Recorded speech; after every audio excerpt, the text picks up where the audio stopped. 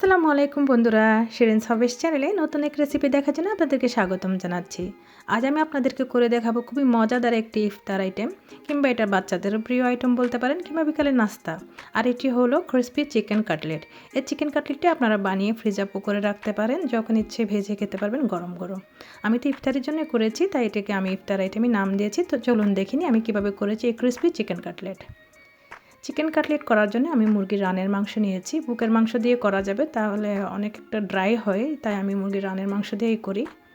এবার রানের মাংসগুলোকে আমি ছোটো টুকরো করে কেটে ভালো মতো ধুয়ে নিয়েছি। এবার দিয়ে দিব সিদ্ধ করতে। দিয়ে দিচ্ছি আমি আদা রসুনের পেস্ট 2 টেবিল চামচ। দিয়ে দিচ্ছি আস্ত গরম মশলা, এখানে আমি এলাচ, দারচিনি এবং তেজপাতা নিয়েছি। দিয়ে দিচ্ছি অল্প একটু হলুদ গুঁড়ো, ধনে গুঁড়ো দিয়ে দিচ্ছি এবং জিরা গুঁড়ো। এছাড়াও দিয়ে দিব পরিমাণ মতো লবণ। এখন ভালো মতো একটু নেড়েচেড়ে মশলার সাথে আমি মাংসগুলোকে মিশিয়ে নিচ্ছি। এবার আমি একটু বেশি করে পানি দিব, যেহেতু আমার মাংসটা একদম সিদ্ধ হয়ে নরম হয়ে যেতে হবে, যেটা আমি হাত দিয়ে পরে চটকে নিব। তাই আমি একটু বেশি করে পানি দিলাম। আমি পানি প্রায় 3-4 কাপ পানি দিয়েছি এখানে, আপনারা দেখতেই পাচ্ছেন। এবার আমার কাজ হবে শুধু পানিগুলোকে একদম টানিয়ে ফেলা এবং মাংসগুলোকে একদম সিদ্ধ করে ফেলা। মাঝখানে আমি একবার নেড়ে ছেড়ে দিয়েছি। এবার আমি ততক্ষণ পর্যন্ত রান্না করব আবারও, যতক্ষণ না পানিটা একদম টেনে শুকিয়ে আসে। দেখুন আমাদের পানিটা অনেকটা শুকিয়ে এসেছে, একদম মাংসগুলো সিদ্ধ হয়ে গিয়েছে অলমোস্ট। যখন দেখব আমাদের মাংসগুলো সিদ্ধ হয়ে গিয়েছে, আবার একটু নেড়ে ছেড়ে দিচ্ছি। এখন যেহেতু আমাদের মাংসটা দেখুন সিদ্ধ হয়ে গিয়েছে, আমাদের কাজ প্রায় শেষ। এবার আমি কি করব, আস্ত যে গরম মশলাটা আমি দিয়েছিলাম ওটা আমি বেছে বেছে উঠিয়ে নিব, কারণ আমি যখন চটকাবো তাহলে গরম মশলাটা মিক্স হয়ে যাবে, খেতে তখন ভালো লাগবে না। তাই আমি বেছে ফেলে দিচ্ছি যতগুলো এলাচ, দারচিনি এবং তেজপাতা দিয়েছিলাম, যেহেতু এই মশলাটা আমি ব্যবহার করব। এবার মাংসগুলোকে আমি একটা বাটিতে নিয়ে নিচ্ছি। একটু হালকা ঠান্ডা করব, আবার খুব বেশি ঠান্ডাও করা যাবে না, তাহলে কিন্তু মাংসগুলো চটকানো যাবে না। এবার আমি একটু হালকা সহ্য করার মতো ঠান্ডা হলে মাংসগুলোকে হাড় থেকে বেছে নিব। এবার করে আমি সব হাড়টা বেছে ফেলে দিব। দেখুন আমাদের মাংসটা হাড় থেকে আলাদা হয়ে গিয়েছে। এইবার কি করব, এটা আপনারা চাইলে ব্লেন্ডও করতে পারেন, কিংবা হাত দিয়ে চটকেও নিতে পারেন। তবে ব্লেন্ড করলে খুব বেশি টেস্ট লাগে না আমার কাছে, একটু আস্তে আস্তে থাকলেই ভালো লাগে। তো আমি হাত দিয়ে চটকাবো, যেহেতু মাংসটা খুব সুন্দর সিদ্ধ হয়েছে। দেখুন একদম চটকানো হয়ে গিয়েছে। এবার মাংসটা আমি এক পাশ সরিয়ে আমি দিয়ে দিচ্ছি একদম মিহি করে কাটা পেঁয়াজ কুচি। এখানে আমি হাফ কাপ মতো পেঁয়াজ কুচি নিয়েছি। দিয়ে দিচ্ছি কাঁচামরিচ, এটি ডিপেন্ড করবে কে কতটুকু চান। এছাড়া দিয়ে দিচ্ছি ধনেপাতা। এবার এই 3টি উপকরণ ভালো মতো একদম কচলে আমি মাংসের সাথে মিশিয়ে দেব।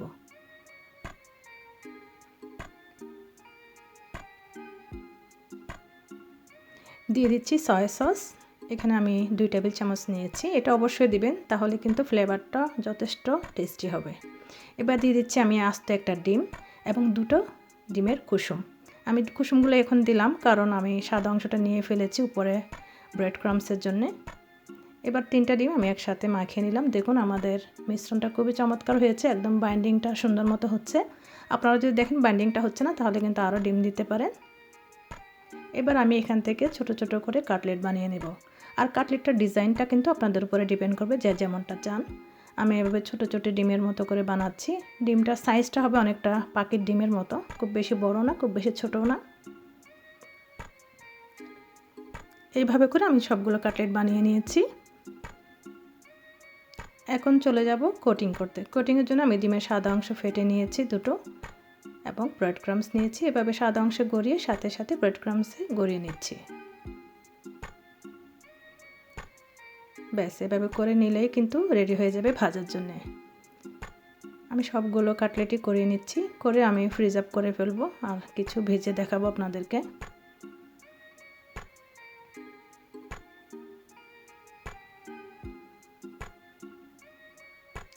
আমাদের সবগুলো কাটলেট এখন রেডি হয়ে গেছে ভাজার জন্য, আপনারা দেখতে পাচ্ছেন। এভাবে করে আমি ফ্রিজে রেখে দেব, কিছু ডিপ ফ্রিজে, আর কিছু ভেজে দেখাচ্ছি কেমন হয়েছে। আর 1 কিলো মাংস থেকে কিন্তু অনেকগুলো কাটলেট হয়েছে, দেখতেই পাচ্ছেন আপনারা। এবার আমি কিছু ভেজে দেখাচ্ছি। আমি চুলাতে তেল গরম দিয়ে দিলাম। তেল যখন মিডিয়াম আছে গরম হয়ে যাবে, দিয়ে দিব কাটলেট।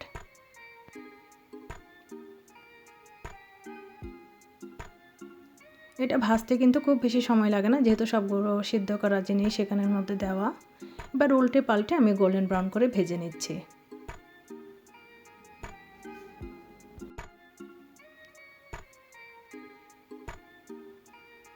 দেখতেই পাচ্ছেন তেল থেকে কোনো রকমের ফেনা বের হচ্ছে না, যেহেতু আমি ডিমের শুধু সাদা অংশটাই দিয়েছিলাম, তাই একদম চমৎকারভাবে ভাজা হয়ে যাচ্ছে আমাদের কাটলেট।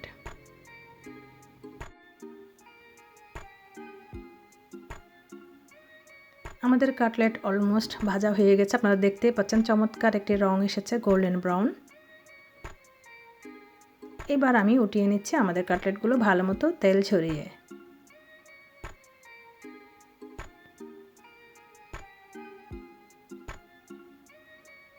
দেখলেন তো বন্ধুরা, কত সহজে রেডি হয়ে গেল চিকেন কাটলেট, তাও আবার ক্রিস্পি, উপর দিয়ে ক্রিস্পি এবং ভেতরে জুসি একটি চিকেন কাটলেট। বাচ্চাদের বিশেষ করে অনেক পছন্দ এই খাবারটি, আপনারা অবশ্যই ট্রাই করে দেখতে পারবেন। তো আশা করি বন্ধুরা আমার রেসিপিটা আপনাদের ভালো লেগেছে, আর ভালো লেগে থাকলে আমার চ্যানেলটি সাবস্ক্রাইব করে আমার চ্যানেলের পাশে থাকবেন। এতক্ষণ পর্যন্ত যারা যারা দেখছিলেন সবাইকে অসংখ্য ধন্যবাদ। দেখা হবে নতুন কোনো রেসিপি নিয়ে। আল্লাহ হাফেজ।